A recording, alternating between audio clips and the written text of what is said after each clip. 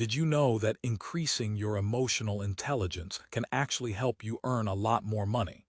In fact, the difference it makes in your income can be quite substantial. But that's not all. It also boosts your chances of having better relationships and stronger friendships.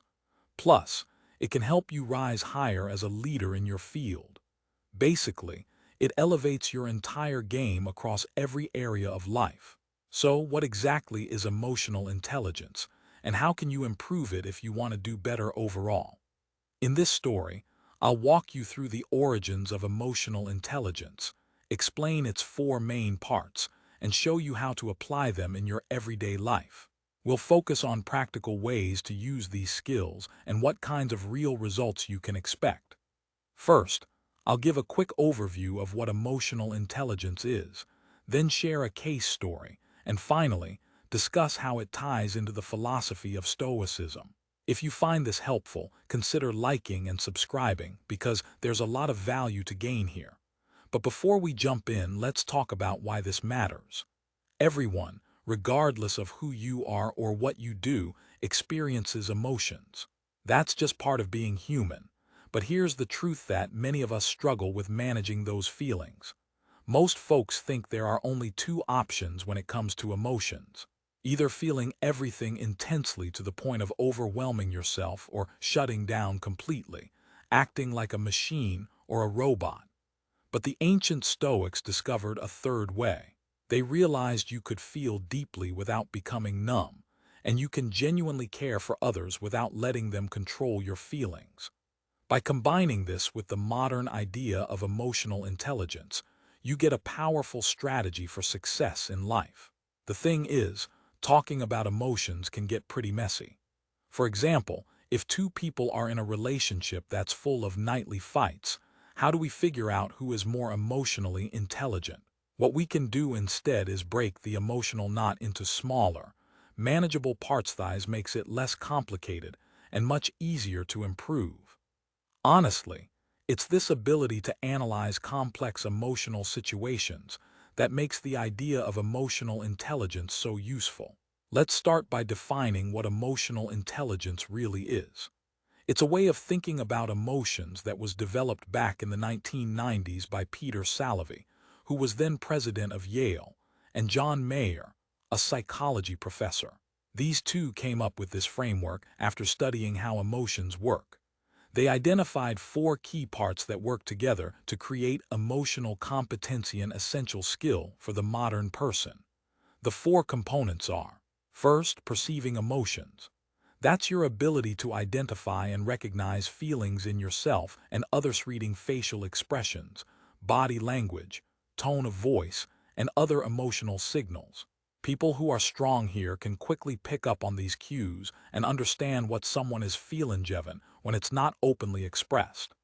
Second is using emotions. This means harnessing your feelings to make better decisions and improve thinking, instead of letting your feelings take over completely. If you're emotionally intelligent, you can interpret your feelings as useful information. For example, feeling excitement might signal that something is a good opportunity, while anxiety might tell you to slow down and gather more info before acting. The third part is understanding emotions. This is more of a mental skill, knowing how emotions develop, how they change over time, and how they relate to each other. It involves recognizing emotional patterns, understanding what triggers certain feelings, and even predicting how emotions might evolve in different situations. The last part is managing emotions. That's all about regulating your own feelings and influencing the emotional states of others, staying calm under pressure, staying motivated, and helping folks around you keep their emotions in check.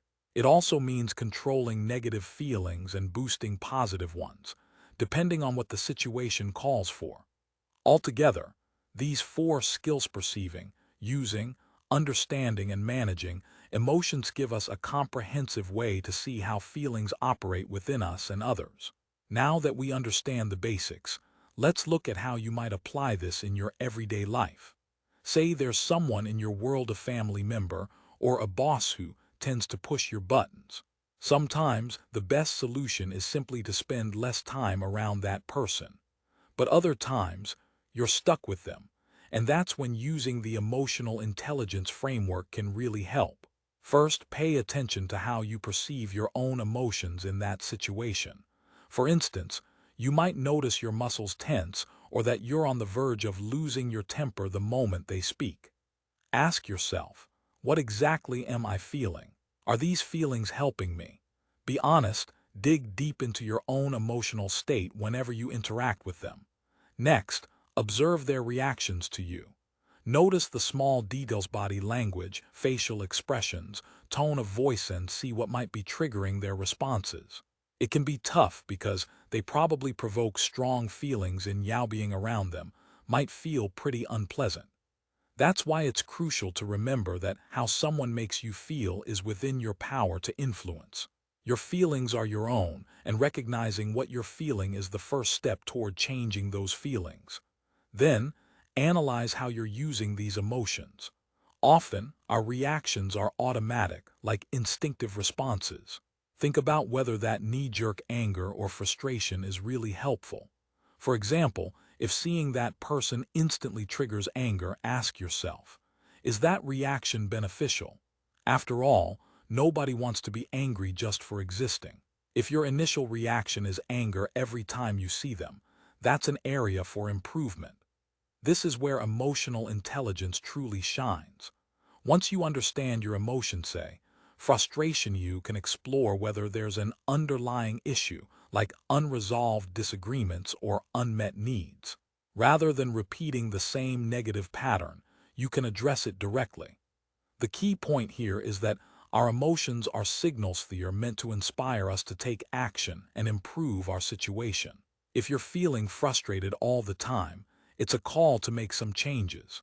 People often fall into repetitive routines or scripts in their lives, even when those routines aren't helping. If you notice that you keep having tension with a certain person, it's predictable. You can prepare for it and try new strategies rather than being caught off guard. Small adjustments in how you handle these relationships can make a big difference. Now, let's pivot to how emotional intelligence interacts with Stoicism. The Stoics weren't about suppressing all emotions. They understood that we need to make peace with our feelings to live well. However, they didn't believe all emotions are helpful. They viewed emotions as judgments or predictions about the future.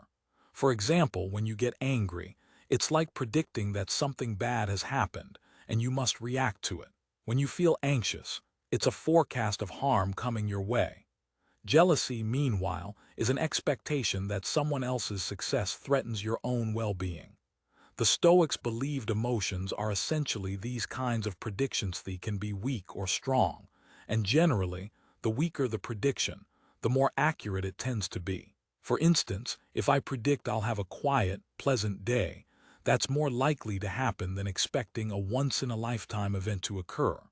Let me tell you a quick story from my own life to illustrate this. Not long ago, my wife and I booked an exceptional off-season deal at a luxury hotel. The room was fantastic, and the staff was super helpful. We expected an amazing experience. But there were a few minor issues. Bathtub didn't drain well. The overhead shower had problems turning on, and we sometimes heard knocking sounds from behind the wall.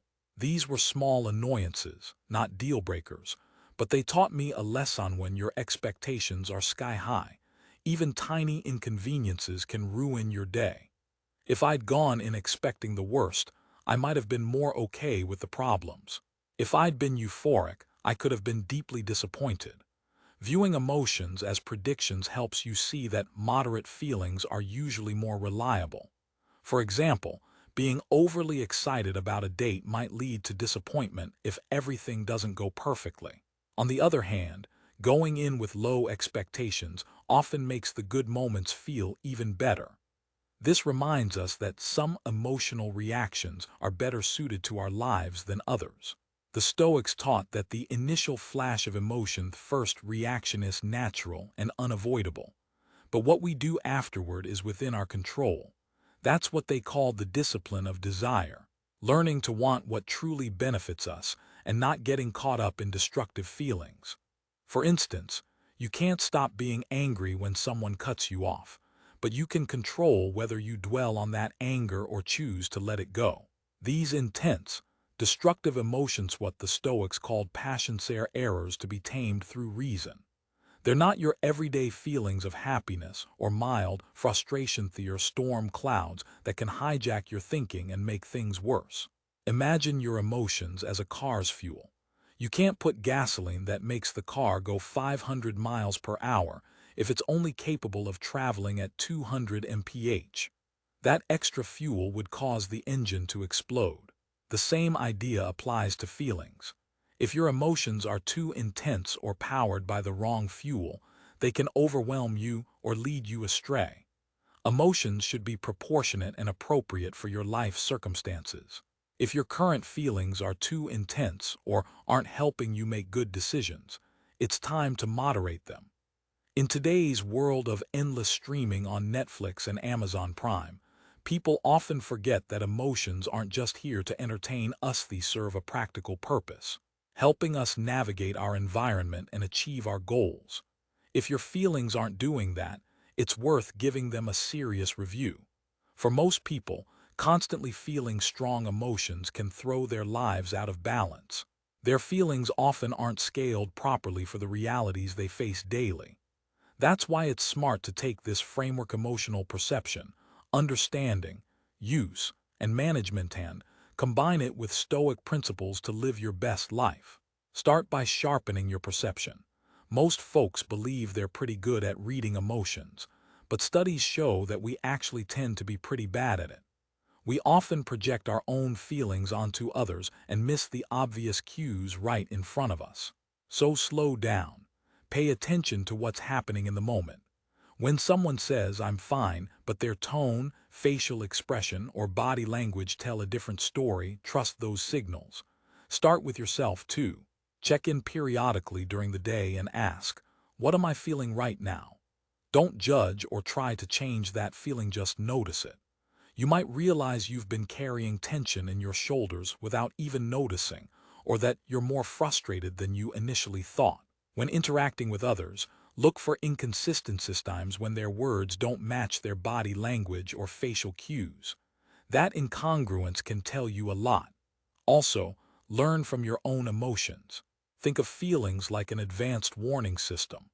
Anxiety might be alerting you that something needs your attention. Anger might indicate a boundary has been crossed. Excitement could mean you're on the right track. The Stoics called this discipline of desire, developing the ability to want what helps you and to avoid what harms you. When you feel a strong emotional pull, pause and ask, "What's this emotion trying to tell me? Is it guiding me towards something good or warning me of something bad?" For example, feeling jealous about a friend's promotion can actually tell you that career advancement matters to you. Maybe it's revealing feelings of being undervalued or your self-worth being tied too heavily to external success. Pay attention to those messages because they're trying to lead you toward better understanding yourself. Then, take a step further and look for patterns in your emotions. Most of us experience the same types of reactions over and over: feeling dismissed, rushing late, dealing with incompetence. Once you recognize these triggers, you can prepare yourself for future encounters. Also, remember that emotions aren't permanent, they come and go. Today's disappointment will fade, and tomorrow's excitement will settle down. Recognizing that feelings are temporary weather helps you keep a sense of perspective, which is crucial when learning to regulate your feelings.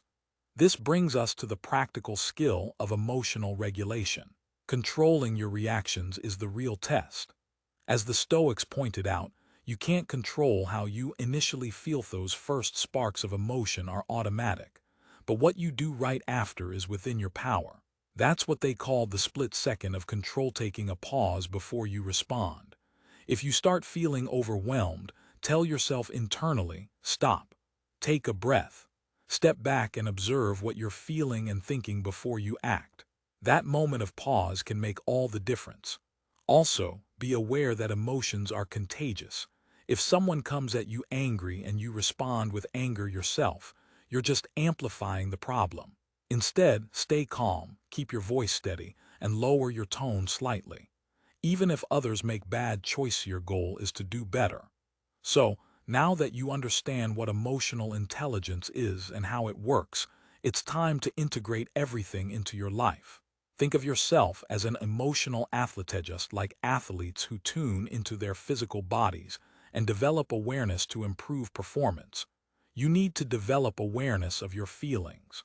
Notice emotions quickly, interpret their meaning within your life's context, recognize your triggers, and respond in ways that align with your goals and values. Start small. Maybe this week, just focus on noticing what you're feeling 3 times a day. The next week, add another step like trying to understand what those feelings are telling you. Keep working on this daily practice until all 4 parts of emotional intelligence become second nature.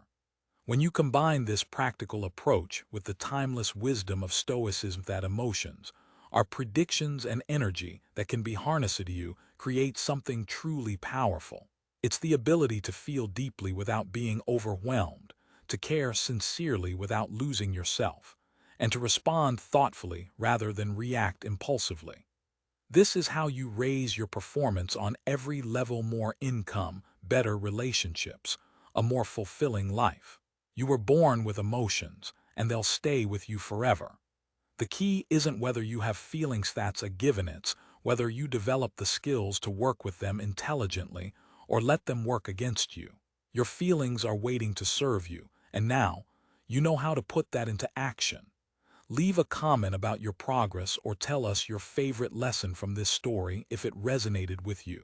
If you're unsure where to start, try searching for our video on focus to help narrow down your initial steps. Remember, you can do this. Keep at it, and with perseverance, success will follow. Thanks for sticking with me, and I'll see you in the next one.